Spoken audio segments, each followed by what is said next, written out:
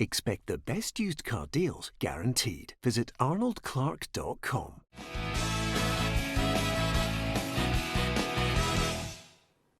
Welcome to Peter and Ruffy's Football Show. It is Tuesday, the sun's been shining all day, and that's why we have two happy characters in the studio with me. Alan Ruff and Hugh MacDonald of the Daily Mail here to talk football and look at today's headlines.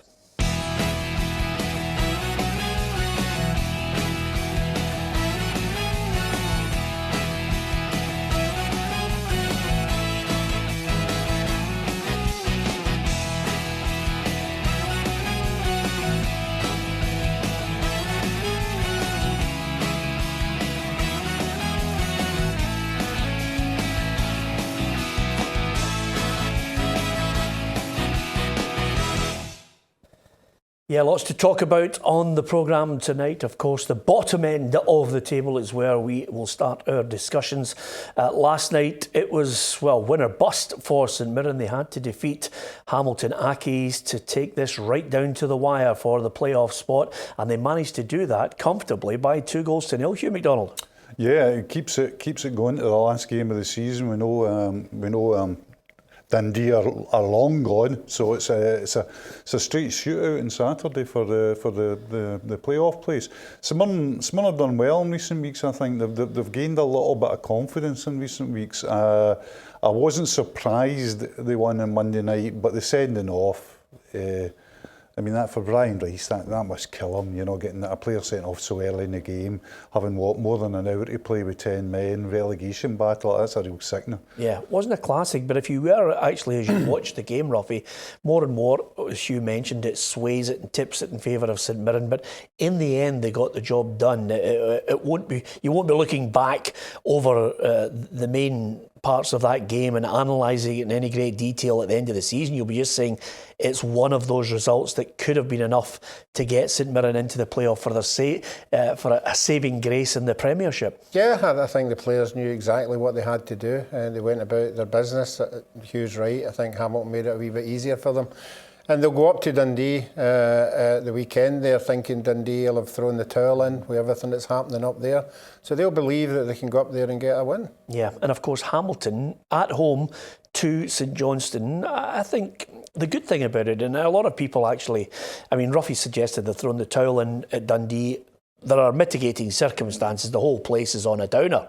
But St Johnstone and other clubs down through the years, they show 100% professionalism, Hugh, because they would expect nothing less if they were in a similar predicament. Yeah, it's an interesting one as well, because you just wonder what the dynamic is, Peter, at Dundee. Will there be players there playing for their very futures? You've got James McPake in the dugout.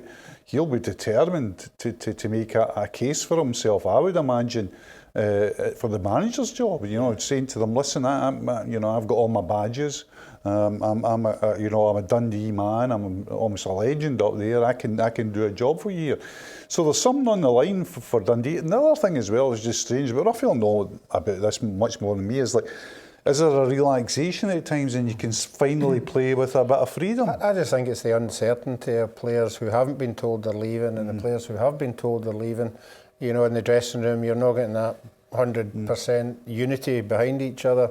And you're right, there will be players saying, well, I want to stay here, I want a contract, but there'll be others who will be thinking at the back of their mind, I'm out the door here. So he'll have to pick the 11 very carefully. Yeah, it could favour them. We're going to talk about Dundee in greater detail in a moment. But as far as the professionalism is concerned, St Johnstone will certainly not be letting up. They'll want to give their utmost so that, you know, St Mirren realise that they're in with a fair shout here. I would think so, yeah. And there's nothing in Tommy Wright's makeup that suggests that he would tolerate anything less. You know, yeah. I think they'll be up for it in Saturday. I mean, it's a fascinating weekend because Hamilton have got that 1 point. You know, if Hamilton match St Mirren result, that's enough. Yeah. And that makes it a very interesting weekend. I know you're not a betting man, Ruffy. I know you can't bet now. So if you were going to predict someone, who would you say is going to occupy that playoff spot? I've got a funny feeling. I think St Mirren have got the bit between the teeth, and I think they'll go up there and win. I do think St Johnstone will be still playing for a position in that league, because let's not forget there's a lot of money the higher up that league you get when the payoff comes. You're talking about maybe 150,000 for every place you jump up that league. So players will be on bonuses and they'll know exactly what they need to get. So I'm going to stick with St Mirren. Yeah, Hugh?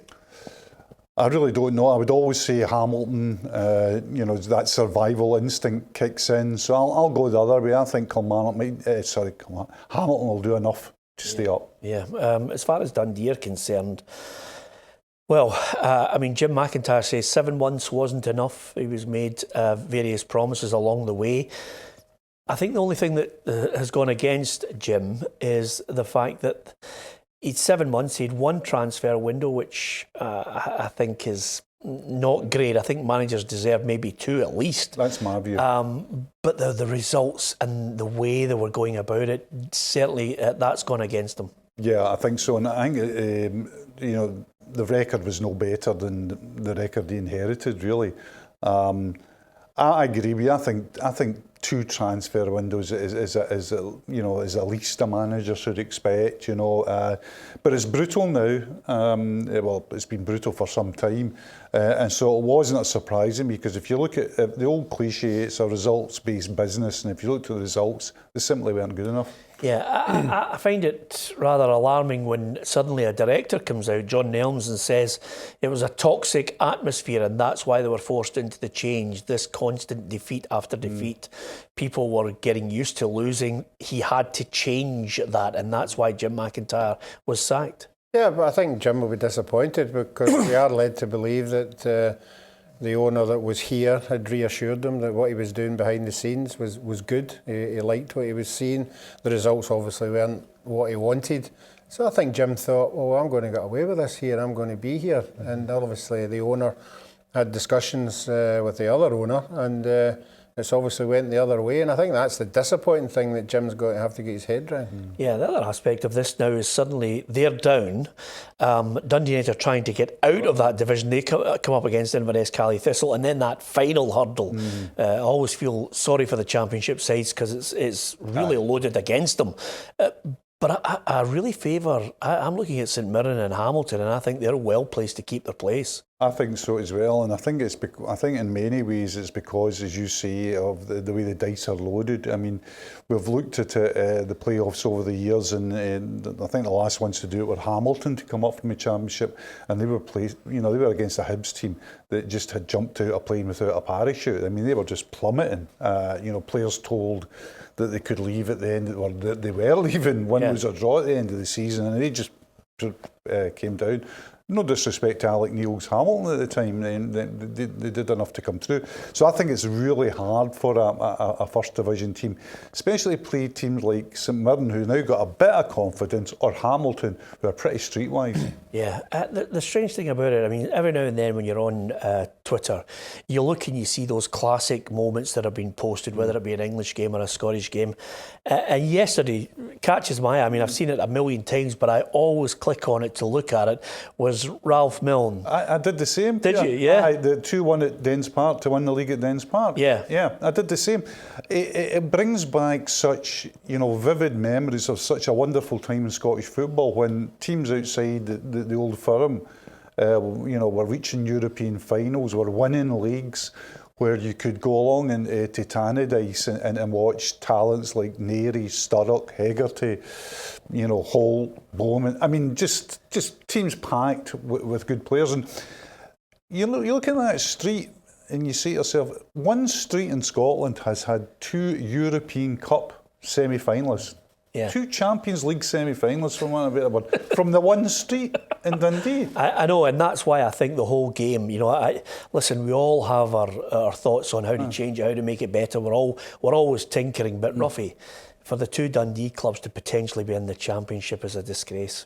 It certainly is a disgrace. It certainly make the Championship a lot more exciting with the 2 of them in it, but both of them are geared up to be in the Premier League, and everybody was talking about the Derby game back again, but I'm sure they would rather the Derby game was in the SPFL rather than the Championship. And I agree with you. I think 2 strong, and if you use it, the modern capitalist word, brands like that, should really be in the top division. Yeah, absolutely. Okay. Well, the race for a place in the Cup final team, the race to be fit for the Cup final, seems to be the topic of the day. We're going to talk about Celtic and Hearts after we have a look at the quiz question.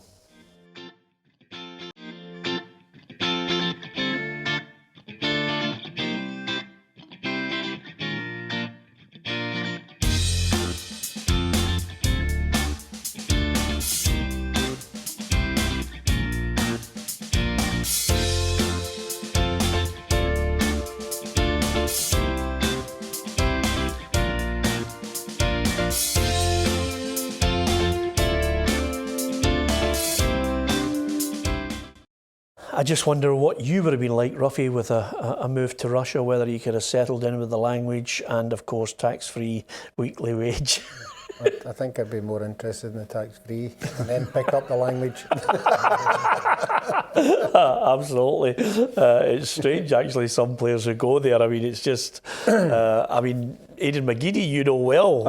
He had a successful time there. He loved it. I mean, he loved the whole culture. Aidan got into the whole cultures, learns bits of the language. Had his daughter was born over there. Yeah. You know, some people will say, why would you have, Yeah. beautiful. Well, yeah, I mean, Aidan will look at that and say to themselves, well, I've got the same choices I had, Scotland or the Republic of Ireland. Now it's Scotland or Russia. Or Russia, yeah. But he loved it. I was actually down seeing him the other week. They're playing for Sunderland, which is going off piste a bit here, but what a division that is. Yeah. Talk about hammer throwers in Scotland, my goodness. Yeah, I must admit, and I'm glad you mentioned that, Hugh, because I know every now and then you like to sneak down and watch the odd game down in the Championship, and you'll go to the Bundesliga as well. I must admit, Ruffy, I would not, be watching Championship. We're sometimes hard on ourselves up here, but that football's hard to watch as well in the Championship at times. Yeah, again, it's the quality of player that whatever some of these teams can afford. I think the top end of it, they can afford better quality players or get better loan players in for other teams, but certainly as you go down the division, it does look a bit of a task. The physicality, Peter. Portsmouth came out the other week there, and me and mate Martin were watching them coming out, and we thought, is this a basketball team that's coming out here, a rugby team? There was not even huge, and all they did, lump the ball. Yeah. No, I don't miss that. We've got a few teams like that in this division as well. Anyway, let's talk about the Scottish Cup final, because suddenly, I was just about to say, suddenly after the Old Firm game at the weekend, interesting enough, give me your thoughts on it. I haven't had a chance to chat to you about it. Old Firm game, I thought Celtic just didn't turn up. Just a very poor performance. I can't think of any Celtic player that really came out with any credit whatsoever. Yeah, and can I ask you this? There seems to be this, and I make no bones about telling you. I read, certain papers. We get a kind of a balance on it. There seems to be again this knee-jerk hysteria around one defeat at a time when the league was already won. I don't think that game. I think it's a huge shot in the arm for Steven Gerrard. I thought the Rangers deserved it, but I'm not so sure it has any great implications for either side when you hit the new season and you have a look at the squad, because I'm hearing people, the amount of papers that are talking about a mass clear out at Celtic, that won't happen. No, I mean, because apart from anything else, financially, you've got to get rid of players as well. My view of this season for Celtic is it might be looked as from some sources a season they got away with it. Like a Ronnie Dyla season, for example. They had no manager really from August. That sounds a dramatic. No, that's factual. Till Neil Lennon came in. They had their best player leaving when they didn't budget for the best player leaving. At 12 o'clock on deadline day, I was told pretty categorically he's not leaving. 2 hours later, he's on a plane because the row with the managers erupted. When I say it's factual, by the way, with regards to Brendan Rodgers, people will pick me up on that and say, well, I think you'll find there was a manager in the dugout. He may well have been in the dugout, but his head wasn't there. Yeah. And then the amount of injuries to Celtic as well. And I think Rangers might look back on this and say, do you know what, this was a real chance. Yeah.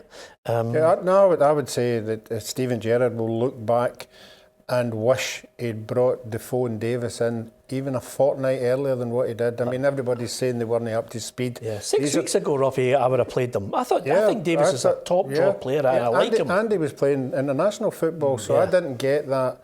up to speed. Defoe must have been up to speed in our football, and Yeah, you but could see the you can't difference fault when him they for made. Defoe because Morelos is still scoring the odd goals here and there. You know, you can't throw the boy out. He eventually get pushed out of the team because of his disciplinary record, problems. yep. But I understand where you're coming from. But suddenly, I think the one thing that's intriguing now, if I read one more paper, I mean, I'm waiting on Stuart Baxter for the Celtic job because, Ruffy, it's non-stop. I mean, now we've got Slaven Bilic. Slaven Bilic has no chance of becoming the next Celtic manager because, quite simply, it would absolutely flatten everybody's expectations. No disrespect to the qualities of Slaven Bilic. No, and the longer it goes, you know, the speculation will keep going. It'll keep going every day because there'll be managers at a job will fancy that job. And unfortunately for Neil Lennon, he hasn't, just like the Scotland job, he hasn't been reassured that he's the man. So the longer it goes, you have to say, well, are they looking at other people or can they not make their mind up about Neil? Yeah, I think I'm not privy to any inside info on here. Unfortunately, the Celtic are keeping it close to their chest, but well, Rafa's suddenly becoming, you know, a red hot favourite if you listen to all the rumour mongers. yeah, I mean, there's some decent sources tipping him. I just think though that Rafa might just be using it as, you know, to Ashley. He's having talks with Ashley this week on transfer budgets and his own salary. I think the big drawback for Rafa is Tuesday night at Tony Macaroni with pellets flying over your head. Does he want to be standing there when that's happening? I don't think so. Yeah. Well, with all due respect, the funny thing is, I understand where you're coming from, but you know, I've questioned so many of the big name managers that have been mentioned about it. But I think the other key moment in this, Ruffy, it's a hard job to turn down. You know, I was talking to Chris Sutton the other day there, and he said it's fine saying, oh, you know, the lure of the Premier League and everything, but when you get offered it, suddenly you've got a chance of Champions League. I was speaking to Hugh before we come on. We were talking about Brendan's salary. We don't know exactly. We're guessing 2.5 million with bonuses, 4 million. You know, European football, and the European football one might be the one. Because if you're in European football with Celtic, you've got that stadium full, you've got the place bouncing, you then start to say, well, I have to maybe take, what's the word I'm looking for, not risks, but I'm going to have to shelf some stuff to enjoy what is happening here. You could see when Brendan Rodgers, let's not forget, Brendan came for Liverpool and everything that went there, but you could see Brendan Rodgers on European nights. He was loving every minute, obviously, and the salary. I just think the fans didn't love every minute of it because I thought he was poor in Europe. It was terrible in Europe. Yeah. But Brendan was more of a rehabilitation thing. He came as a sacked manager, you know. Yeah, trying to build his stock up again. And whereas Benitez, if Benitez jumps, if you were Benitez's agent at the moment, where would you be looking for him to jump to? I would be sure that there's very... I mean, this is an ex-Real Madrid manager, for example. I mean, he's not a dud, you know. Well, he's not. And by the way, I genuinely... I mean, I'm trying to think. I mean, even for that small period at Chelsea... he's good. I mean, in Valencia was probably his highlight because of, you know, surpassing expectations, Peter.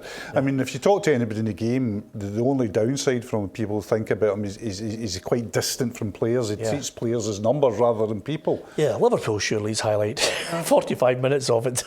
Yes, and I forgot Istanbul, but probably got lucky in Istanbul, didn't he? Yeah, absolutely. Lucky with a world-class player in Steven Gerrard to get them going.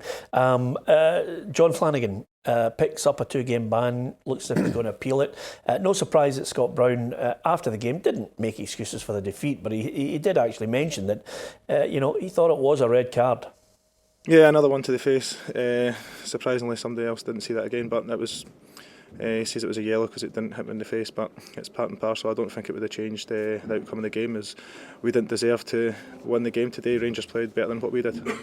But there's always a linesman there that can see it as well from the corner flag. So there's two people there, and both of them says they didn't properly see it. So it's a hard one for them. But at the end of the day, as I say, it wouldn't have changed the outcome. We didn't deserve to win the game. Rangers played better than us. We didn't start well. We've not played our game plan. We've not followed it up. We've not pressed as hard as we should, and we've not played as well as we possibly could have today.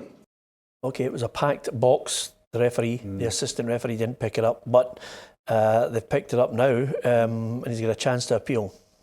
Yeah, it's a strange one because the referee does see it because he gives a yellow, and I think if you see it, it's got to be a red, you know? Yeah. I mean, if the referee had said, listen, it's nothing, fair enough, he didn't see it, but I think if you see that, surely it's a red. But anyway, it's a strange one. It's been dealt with now. I think Scott Brown's quite right not to make too much of it.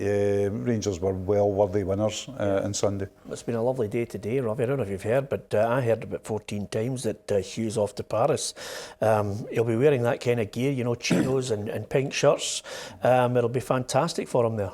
Yeah, and he loves to go out there and see the sights, and I'm sure he'll be out there enjoying every minute of it, and he'll have the sunshine as well. Yeah. Pink eyes and pink shirt. Absolutely. If you need a translator, by the way, I do all languages. Just thought I'd tell you. That's Spanish, your second language, though. See. Not that. Look at Ruffy, desperate to get in there. Oh no, can't do French. Yeah, exactly. Last time we'll have Hugh on this season, but he'll be back next season. I'm almost certain of that. From Ruffy, Hugh and myself, thanks for watching.